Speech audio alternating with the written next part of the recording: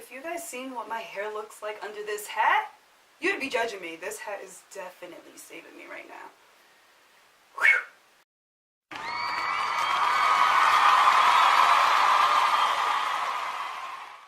I absolutely love hats. Hats be saving the day.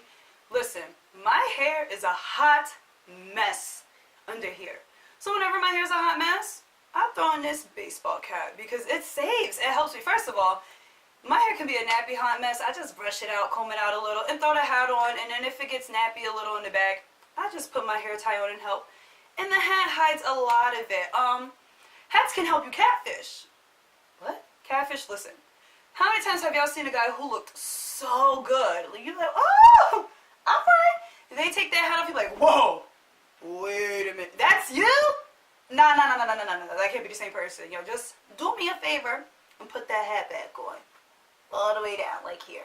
I've never really seen a baseball cap look bad on anybody. Let's be real. Have you seen anybody look bad in a baseball cap?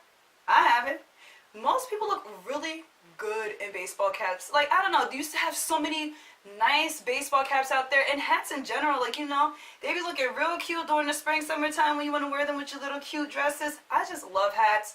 I don't really own too many of them because push come to shove, they make your head real itchy, but I just love them. They're amazing. Like I said, hats save lives. So shout out to whoever invented hats. I googled it to see who invented it. They couldn't give me a specific person, so whoever invented hats, shout out to you.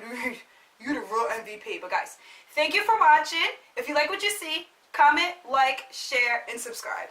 Until next time. Hey, get it. Until next time. Thanks for watching. Mwah!